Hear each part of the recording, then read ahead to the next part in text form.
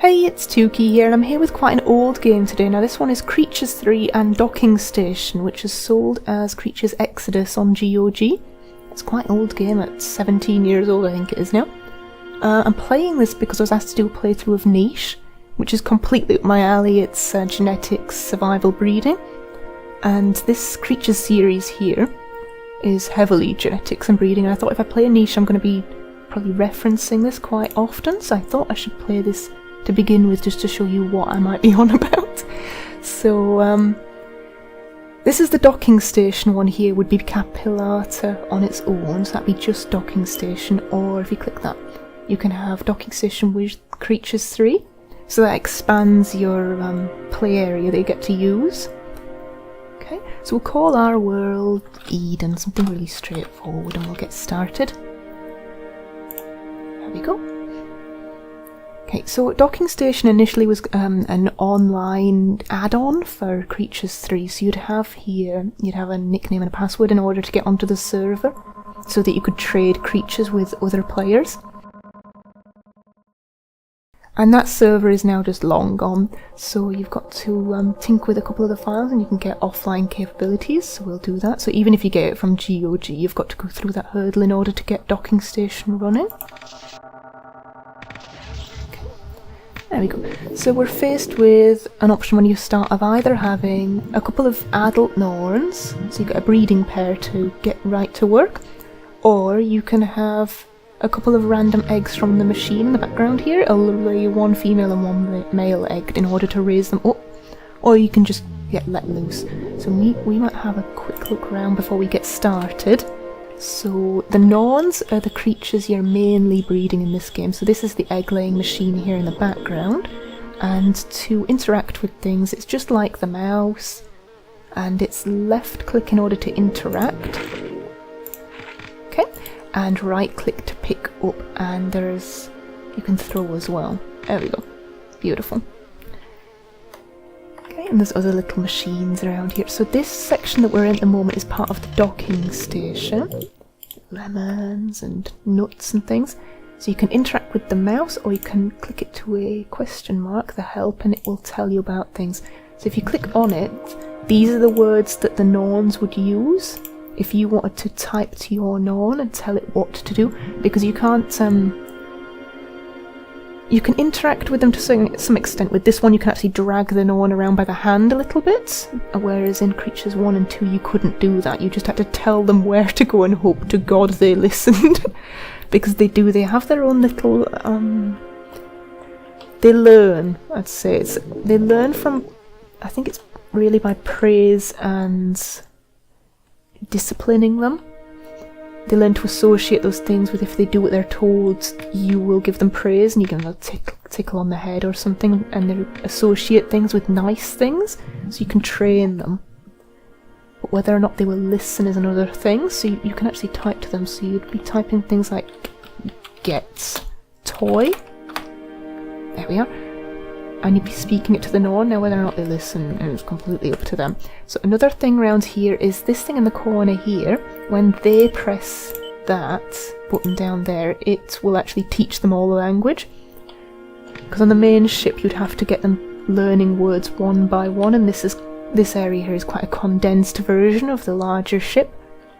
So they just have this one machine here which can teach them the entire vocabulary in one go. Okay, another thing, what have we got down here? Carrot machine. This odd little blob that hangs out here that takes the form of things. It'll see the carrot and turn into a carrot. It's just a toy, really.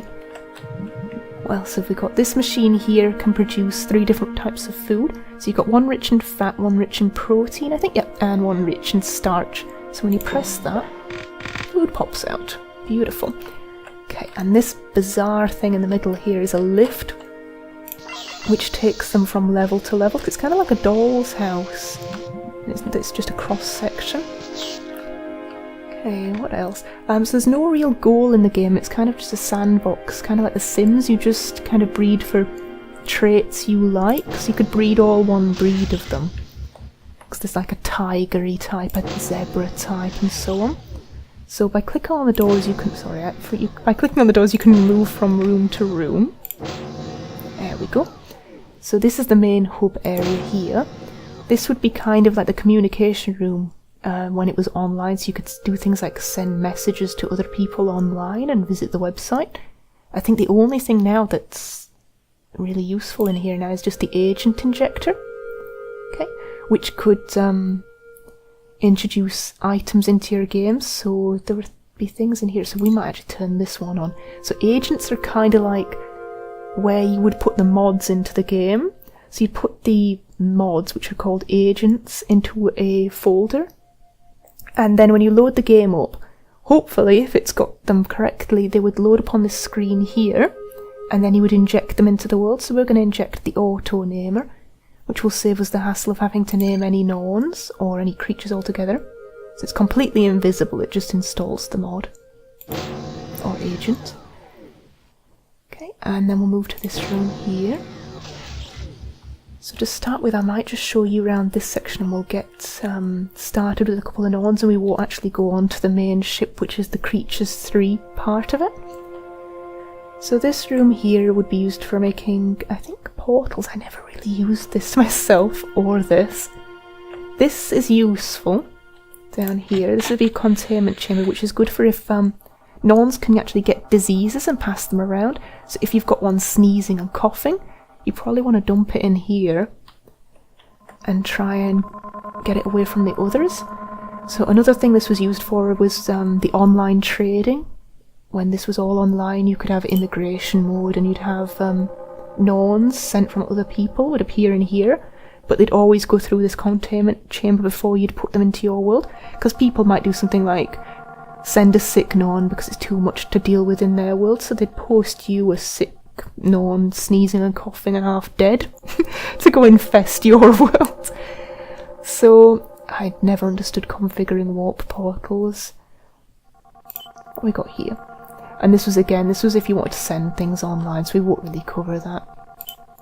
This is the useful bit. This is the health check one, so you could track things like things to do with their fertility. You could put them in there, and if they're in here, the little faceplates would appear along here, and you could monitor things to do with how far along with their pregnancy they were and things. This one here, they're toxins, so you can monitor toxins in the Norn and just overall glucose and things. So when they're all trapped in here, another thing you do is you could release food into the chamber to feed them. This detecting spray would highlight, I think it's bacteria in the air, would actually show up as little. There's one there actually, that's good. There we are, so that's some nasty in the air there. Beautiful, that's good, that was handy it did that. And you can fumigate the chamber as well, which is great because that bug just wandered off into that side of the screen. Let's see if it works. Oh good, it's in the machine, so let's try fumigate it. And that should make the dot disappear because it'll die. Yeah, I think that worked. Lovely. So that's how that works. And we'll head back to the Norns. Now, I don't know if you've noticed, but there's a couple of little cracked eggs appeared on there. So this is showing the other species on the ship are actually, they kind of just do their own thing. Every time one of them dies on the ship, the Ettins and the Grendels, which are the other species, they automatically just, an eggling machine just keeps producing them, so there's always a pair on the ship, unless you tamper with them and they don't hatch. Like you can stick the eggs in water if you find them, so if you put the eggs underwater, they will never hatch, so you'll never have them running around the ship, which is quite handy with the Grendels, because they do have a thing for punching the Norns until they die, which is quite frustrating. So that would be what a lot of people would do, just stick those Grendel eggs in the water and then you don't have to deal with Grendels. So we're going to hatch a couple of Norns and get ourselves started. So which ones do we fancy then? So this one's one of the add-ons here. This is a Banshee Grendel, which is another one of the, I think it was the shop ones. So when the, I think it was Creatures Labs closed down, and then Cyberlife, I think, took over for them for a very short window of time. All of the shop items were free to download. I'm pretty sure that's how I got hold of these. I did pay for one breed a long time ago. I think it was the Fallow Norn, and they were something like $2-ish each. but for a short window of time you could get hold of all of them, so that's what I did. So I like the Chi-Chi Norns, they're purple. Fallow Norns are lovely, and the male ones have antlers, so we'll have one of those. Cool. So we've got the male one.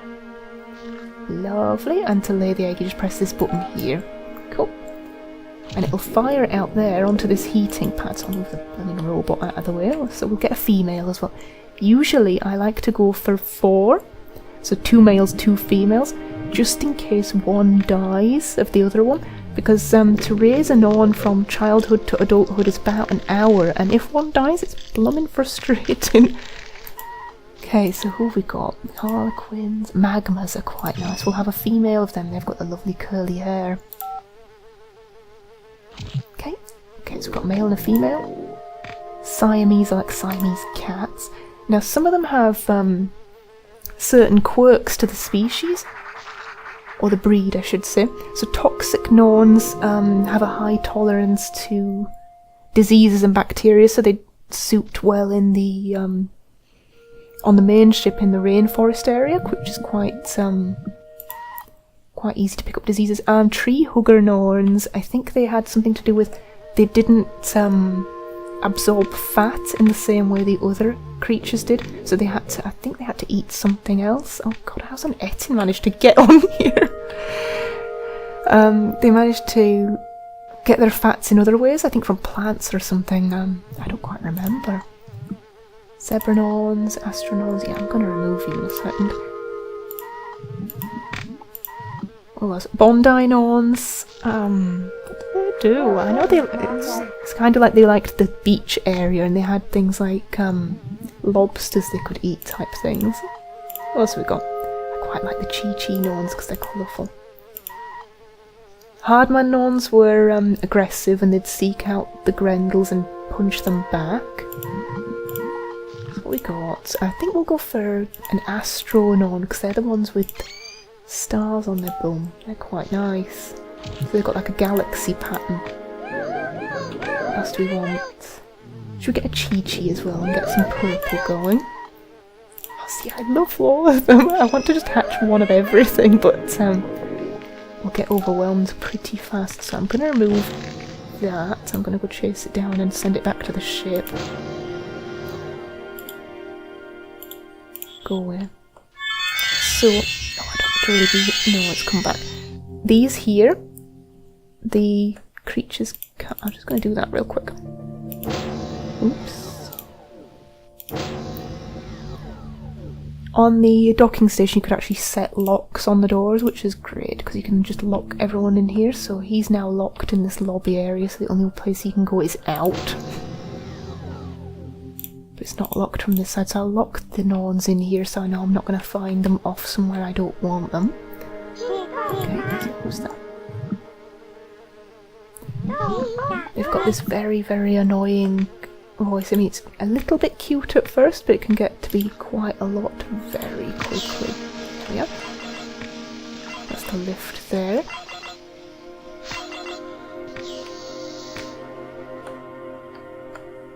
So you could breed them for different things, like you could breed them for desirable traits. They always have a chance to mutate their genes each time they breed. There's no recessive and dominant genes in the game. I think it pretty much just mixes them up into a blender and churns them out. But they do have like a rudimentary like biochemistry and things. It's a lovely game, is this. I'd play it and I wouldn't even realise I was learning anything about like biochemistry or things about genes, but it was very good. There's a couple of games they did that was like Creatures Adventures or something like that, and it was educational. I think this is actually more educational than the educational series of games because the other ones just teach you colours. And they're not quite the same, they're not really... They're not as in-depth as this one. Okay. So what's it named them then? So our Astro Norn boy is called Arbogast.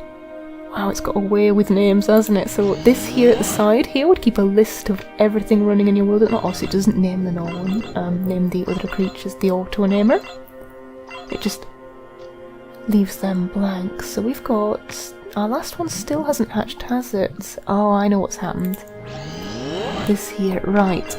So in the options menu here, you've got 3 trays just at the side. I'm going to turn that off. So you've got the creature selector here, which will shortcut you to these creatures. If you click on their face, you can find them anywhere on the ship.